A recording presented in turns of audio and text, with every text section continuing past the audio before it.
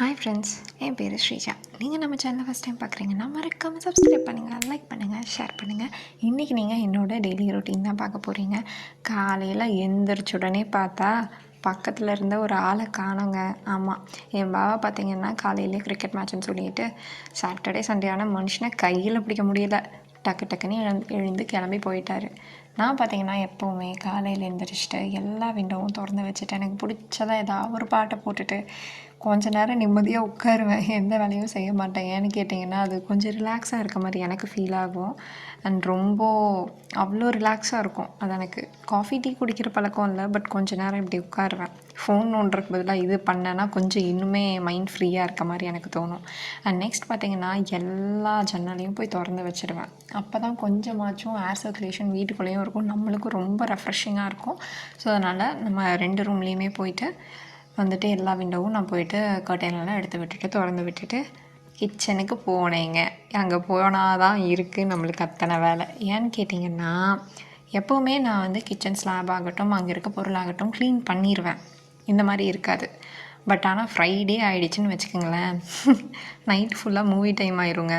Night நம்ம வந்து mid ஷிஃப்ட்டுங்கிறங்காட்டி அவருக்கு ஏதாச்சும் ஒன்று சாப்பிட கேட்டுகிட்டே இருப்பார். எங்கே வந்துட்டு என்ன இருக்கோ கையில் ஸ்நாக்ஸ் ஆகட்டும், இல்லைன்னா ஏதோ ஒரு ஜூஸ் ஆகட்டும், இல்லைனா இஞ்சி டீ ஆகட்டும், ரொம்ப பிடிக்கும் அவருக்கு. அதனால் நான் எப்போவுமே அதுதான் பண்ணி கொடுப்பேன் மிட் ஷிஃப்ட்டில். அப்படியே நம்மளுக்கு இருக்கிற லாஸ்ட் பாத்திரம், அவளோட டிஃபனு எல்லாமே நைட்டு தான் நம்மளுக்கு வந்து சேரும். அதனால் நைட்டெல்லாம் என்னால் கழுவ முடியாதுன்ட்டு காலையில் எழுந்திரிச்சு கழுவி வச்சுருவேன். இவர் யாருன்னு தானே பார்க்குறீங்க? இவன் பேர் பார்த்திங்கன்னா ப்ரௌனி. இவன் வந்து என்னோடய 2வது பப்பி, என் செல்ல குட்டி, என் தங்கப்பட்டு. இது எப்போவுமே அப்படி தான் பண்ணுவான். நம்ம வந்து சமைச்சா மட்டும் போதும். ஆக்சுவலாக அவங்களுக்கும் நான் பண்ணி வச்சுட்டேன் சாப்பாடு, முட்டை. பட் பார்த்தீங்க அப்படின்னா என் பின்னாடியே தான் சுற்றுவான். அவன் வந்து வெளியே இருக்கான். லியோ வந்து ஆக்சுவலாக உள்ளே இருப்பான். நான் உங்களுக்கு காட்டுறேன். இப்போ பார்த்தீங்கன்னா நம்ம வந்துட்டு அவனுக்கு சாப்பாடு எல்லாமே வச்சுட்டோம். முட்டையும் வந்து பாயில் பண்ணியாச்சு. கொஞ்ச நேரத்தில் அவனுக்கும் போட்டுருவேன். இங்கே பார்த்தீங்கன்னா சோயா வந்துட்டு வேக வச்சுட்ருக்கேன். சரி ஃப்ரை பண்ணிக்கலாம் அப்படின்னு சொல்லிட்டு. இப்போ வந்து பிரியாணி பண்ணிடலாம். ஸோ எனக்கு தெரிஞ்ச மாதிரி எனக்கு தெரிஞ்ச 4-5 வதக்கலை போட்டு நான் ஒரு வழியாக பிரியாணி பண்ணிட்டேன். அதுக்கப்புறம் சோயாவுக்கும் நான் வந்து பிரட்டி வச்சுட்டேன். இதில் ஒரு காமெடி என்ன அப்படின்னு பார்த்தீங்கன்னா, நம்ம அர்ஜென்ட்டுக்கு பண்ணும்போது தான் ஒழுங்காக போடுற சோயா மாதிரியே வராது, சொதன்னு வரும். இதோ இப்போ காட்டியிருக்கேன். அப்படியே ஒரு வழியாக மேனேஜ் பண்ணி கிறிஸ்பியாக கொண்டு வந்துட்டேன்னு வைங்க. பட் ஆனால் நம்ம வந்து அவசரத்துக்கு ஏதாவது ஒரு விஷயம் பண்ணுறோன்னா சத்தியமாக ஒர்க் அவுட் ஆக மாட்டேங்குது என்னோடய லாஜிக்கில். நார்மலாக ஏனோ தானோன்னு சமைப்போம். அப்போ பார்த்தீங்க அப்படின்னா நல்லா வந்துடும். அவசரமாக பண்ணுவோம், இப்படி தான் ஆகும். இதோ பார்த்தீங்களா, குக்கர் விசில் நான் எடுத்து விட்டுட்டுருக்கேன் ஆக்சுவலாக சீக்கிரம் பண்ணணும்னு சொல்லிட்டு. அப்போ கூட நிம்மதியாக தூங்கிட்டு இருக்கான். இதே மாதிரி தான் ப்ரௌனியும் பண்ணுவான், லியோவும் பண்ணுவான். லியோ வெளியே இருக்கான். இங்கே பார்த்தீங்கன்னா தலைவர் அங்கேருந்து வெளியே உள்ளேருந்து வெளியேருந்து உள்ளே வந்தாச்சு.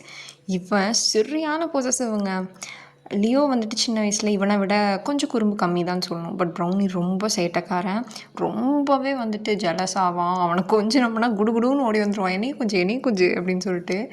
ஆனால் லியோ வந்து ரொம்ப பொறுமை.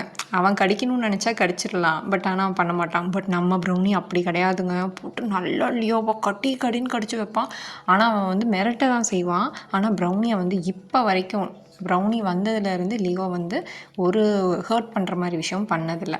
கடைசியில் அந்த சொதப்பின சோயாவை நான் என்ன பண்ணேன் அப்படின்னா, நம்ம சிக்கன் இதுக்கு பண்ணுவோம் இல்லையா மசாலா, அந்த மாதிரி போட்டு பிரட்டிட்டேன். அதுக்கப்புறம் பார்த்திங்க அப்படின்னா நம்ம துணி வந்து நிறையாவே இருந்துச்சு. சரின்னு சொல்லிட்டு கையோடு மடித்து எடுத்து வச்சுட்டேன். மடித்ததுக்கப்புறம் பார்த்திங்கன்னா இப்போது இந்த டைம் உங்களுக்கு தெரியும், இது வந்து மார்ச்சு. ஸோ பார்த்திங்கன்னா நம்ம கோயம்புத்தூரில் இருக்க வெள்ளிங்கிரி மலை இருக்கு இல்லையா, அங்கே வந்துட்டு பாவா போகிறதா இருக்காங்காட்டி ஃப்ரெண்ட்ஸ் கூட எனக்கும் சேர்த்து ஃப்ரெண்ட்ஸுக்கும் எல்லாத்துக்குமே வந்துட்டு சமைச்சிரு அப்படின்னு சொன்னாங்க.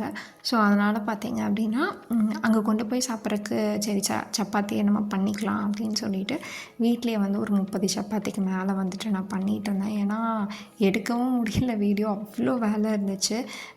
கரெக்டாக தக்காளி சட்னியும் பண்ணிவிட்டு அவங்களுக்கு எவ்வளோக்கு வேணுமோ என்னால் இவ்வளோ தான் முடிஞ்சிச்சு. ஏன்னா இதுக்கே வந்து எனக்கு ரொம்ப பாடி பெயின் ஆகிடுச்சு, இவ்வளோலாம் பண்ணதில்லை நான். ஸோ இது ஃபுல்லாமே பண்ணி முடிச்சுட்டு அவருக்கு கொடுத்து அனுப்பிட்டேன். நாளைக்கு பார்த்திங்கன்னா கண்டிப்பாக உங்களுக்கு வெள்ளிங்கிரி வீடியோ வந்துட்டு நான் போட ட்ரை பண்ணுறேன்.